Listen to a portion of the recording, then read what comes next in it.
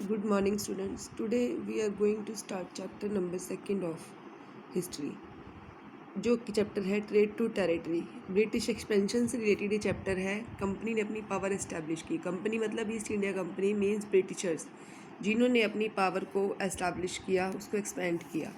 अब देखो इस चैप्टर में है जो कि औरंगजेब है। औरंगजेब जो थे लास्ट मुग़ल रूलर थे, और देखो कह रहे हैं औरंगजेब के बाद कोई पावरफुल मुग़ल रूलर नहीं आया। ठीक है, तो उन्होंने जो है अपने मैक्सिमम जो है इंडिया पर उन्हीं का राज था, मतलब इंडिया की हर टेरिटरी पर मुग़लों का ही राज हुआ करता था। लेकिन 1707 में जब बहुत सारे मुग़ल गवर्नर, सूबेदार जिनको बोलते थे, और जनरल और जो जमींदार थे, जब उनकी अथॉरिटी को रीजनल किंगडम्स के हाथों में चली गई, वो मीन्स उस समय दिल्ली जो सबसे इम्पोर्टेंट टेरिटरी थी, कहने का मतलब है जब सारी पावर मुग़ल एम्पायर के हाथ में थी, तो उस समय जो है दिल्ली जो कि सबसे पावरफुल मानी जाती थी, लेकिन वो इफेक्टिव सेंटर नहीं थी, मतलब वहाँ पर उनकी शक्ति का इतना जोर नहीं था। वैसे मुग़ल एम्पायर पर पूरी तरह से किसका जोर था? उनका अपना ही जोर था। लेकिन 18th सेंचुरी की हाफ में आते आते ब्रिटिशर्स जो है वो अपनी छोटी सी स्मॉल ट्रेडिंग कंपनी लेकर आ गए, और उन्होंने क्या किया, वहाँ पर व्यापार करना शुरू किया। एज वेल एज देवर उस समय, लेकिन वो टेरिटरीज़ मतलब हमारे किंगडम को हथियाने के लिए नहीं थे, लेकिन उन्होंने ये जरूर सोचा कि they will become the vast empire, and how, ये सोचने लगे कि वो कैसे हमारी कंट्री के वास्ट एम्पायर बन जाए। जैसे कि मैंने बताया कि औरंगजेब के बाद कोई पावरफुल एम्पायर नहीं आया, फिर भी मुग़ल एम्पायर्स की जो सिंबॉलिकली बहुत इंपॉर्टेंस मानी जाती है। अब भी हम कहते हैं ना मुग़ल एम्पायर बहुत शक्तिशाली थे, तो ऐसा ही था। लेकिन बहादुर शाह ज़फ़र जो अपने मुग़ल एम्पायर के टाइम के बहुत बड़े लीडर थे, जब उनकी डेथ हो गई, ठीक है, और उनको अपना देश छोड़कर पहले तो जाना पड़ा, फिर उसके बाद उनके बेटों को भी रंगे हाथों ही मार दिया गया था। उसके बाद ईस्ट इंडिया कंपनी जो है हमारी कंट्री में आ गई। हमारी कंट्री में ईस्ट इंडिया कंपनी के आते ही जो है आपको ध्यान रखना, देखो 1600 में ईस्ट इंडिया कंपनी हमारी कंट्री में आई।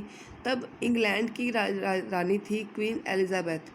उसके लिए कंपनी ने एक चार्टर चार्टर मतलब क्या होता है, एक किस्म से एक संदेश जारी कर दिया था कि हर राइट उसके पास ही होगा बिज़नेस करने का, ट्रेड करने के सारे राइट उसके पास थे, कोई भी इंग्लैंड के साथ compete नहीं करेगा, और ईस्ट इंडिया कंपनी का ही व्यापार चलेगा। ठीक है, मर्केंटाइल व्यापार उन्होंने शुरू कर दिया, मतलब कि प्रॉफिट के ऊपर वो बिज़नेस करते थे सारा। उनके हमारी चीज़ वहाँ से सस्ती चीज़ें खरीद कर यूरोपियन कंट्रीज़ में ले जाकर वो बेचते थे। रॉयल चार्टर ने हालांकि यूरोपियन पावर्स को तो इसमें एंटर ही नहीं किया, क्योंकि रॉयल चार्टर तो किसके लिए था? सिर्फ ईस्ट इंडिया कंपनी के लिए था। लेकिन और कंपनीज़ को भी धीरे धीरे लालच आने लग गया, जैसे पोर्टुगीज़ है, ठीक है, उसके बाद और भी बहुत सारी हैं, अफ्रीका है, इन सबको भी लालच आने लग गया कि हमें भी, यूरोपियन कंट्रीज़ हैं, इनको भी लालच आने लगे कि हम भी यहाँ पर व्यापार करेंगे।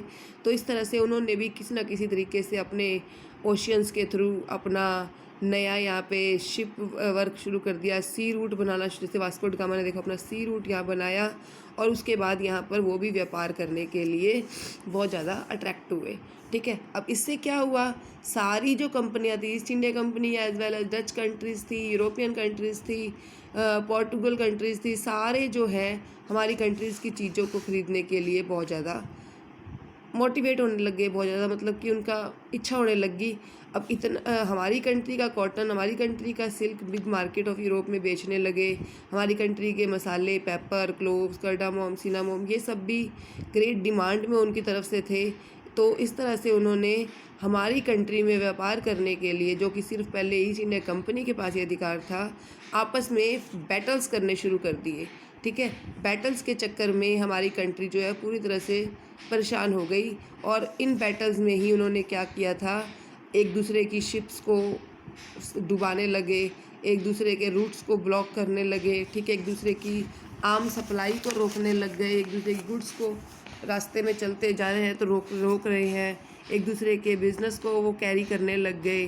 ठीक है, और सबसे बड़ी चीज़ जो उन्होंने किलेबंदी, फोर्टिफिकेशन करना भी शुरू कर दिया था, और इस तरह से अपने प्रॉफिट्स को कमाने के लिए हम लोकल रूलर्स, हमारी कंट्री के जो लोकल रूलर्स थे, लोकल किंगडम्स थे, उनके साथ उन्होंने बहुत ही बुरा व्यवहार किया था। इस तरह से ईस्ट इंडिया कंपनी ने सबसे पहले हमारे बंगाल में, हम क्योंकि ईस्ट इंडिया कंपनी चैप्टर पढ़ रहे हैं तो उसी का है कि बंगाल में सबसे पहले बिज़नेस शुरू किया था हुगली रिवर पर। उन्होंने 1651 में अपनी फैक्ट्री स्टार्ट की थी। और वो क्योंकि कंपनी ट्रेडिंग का बहुत बड़ा एक एग्जाम्पल है तो उन्होंने उसका नाम फैक्टर्स भी रख दिया। वहाँ पर उनका मेन काम क्या था, वो सारा काम करते थे, सारे ब्रिटिशर मर्चेंट थे, ट्रेडर्स थे, वो उस फैक्ट्री में काम करते थे। एज वेल उन्होंने अपने हमारी कंट्री के जो लोग थे उनको भी हमारी ही फैक्ट्री में काम पर लगा दिया था। ठीक है, मुग़ल ऑफिशियल्स को इवन ब्राइब देने लग गए थे, मतलब रिश्वत तक देने लग गए ताकि वो हमारी कंट्री में ही व्यापार करें। और उसके बाद उन्होंने कंपनी के लोगों ने हमारी उस समय के 3 गांव जो हैं अपने अंडर ले लिए थे। वो 3 गांव में एक नाम कालीकाटा का है बेटा, और ये 2 गांव आपको मैंने यहाँ पे देखो लिख रखे हैं। ये हैं आपके पास सुतानुती, गोविंदपुरा और कालीकाटा, तो आपको दिखाई रखे हैं। ये तीनों गांव हैं जो कि उन्होंने अपनी उसमें ले लिए थे। इवन फरमान तक जारी कर दिया गया था कि ये तीनों गांव अब ईस्ट इंडिया कंपनी के हाथों में ही होंगे। कंपनी ने रेगुलरली ट्राई किया कि वो जो है पूरी तरह से हमारी कंट्री में बिज़नेस करें, और इवन हम भी अपने बिज़नेस में शामिल कर लिया, और हमें तो ड्यूटी फ्री बिज़नेस में शामिल कर लिया। क्यों? क्योंकि हमें कुछ भी नहीं उसके बदले में पे करते थे, और इस तरह से हमारी कंट्री बहुत ज़्यादा नुकसान में गई। मुर्शीद कुली खां जो कि उस टाइम बंगाल के नवाब थे, वो ये सब नहीं सहन कर पा रहे थे। अब ये देखना है कि उन्होंने प्रोटेस्ट किया तो हाउ कुड दे प्रोटेस्ट, उन्होंने प्रोटेस्ट कैसे किया, अब हमें आगे ये देखना है। क्योंकि उन्होंने इस चीज़ को फेवर नहीं किया था, उन्होंने कोई भी ड्यूटी फ्री बिज़नेस करने से मना कर दिया था। उन्होंने फरमान को भी मना कर दिया था कि हम उनके साथ ड्यूटी फ्री बिज़नेस नहीं करेंगे। ठीक है, तो उसके बाद how trade led to bet, natural सी बात है, मुर्शीद कुली खान के जब उसके कारण ये सब हुआ तो फिर उसके बाद जो है ट्रेड के चक्कर में बहुत सारे युद्ध होने शुरू हो गए। और ये पूरा का पूरा टॉपिक युद्ध से ही है। मुर्शीद कुली खान और सिराजुद्दौला ने मिलकर, जो कि बंगाल का उस टाइम नवाब था, इन्हें जो कि स्ट्रॉन्ग रूलर भी थे, इन्होंने ईस्ट इंडिया कंपनी को कोई भी कंसेशन देने के लिए मना कर दिया, कोई भी ट्रिब्यूट मतलब पेमेंट देने से मना कर दिया, उनके बिज़नेस में भागीदार होने से मना कर दिया। ठीक है, उन्होंने कहा कि वो कोई भी रेवेन्यू वगैरह, कोई भी अथॉरिटी जो है नवाबों की ब्रिटिशर्स को नहीं देंगे, और ना ही ब्रिटिशर्स की कोई बात मानेंगे। उल्टा उन्होंने ब्रिटिशर्स के लिए डिसरिस्पेक्टफुल लेटर्स तक लिखना शुरू कर दिए, जिसमें कि वो बंगाल के नवाब और जो बंगाल के नवाबों ने ऑफिशियल्स को, कंपनी ऑफिशियल को ह्यूमिलिएट किया, परेशान किया। मतलब उनको ये कहा कि वो उनकी कोई भी बात नहीं मानेंगे, और इस चक्कर में उनके युद्ध शुरू हो गए, जिनमें से सबसे जो कि एक युद्ध हुआ था सिराजुद्दौला, मुर्शीद कुली खान और ब्रिटिशर्स के बीच में, that was called the battle of Plassey. ठीक है, ये जो पलासी का युद्ध हुआ था। Thank you.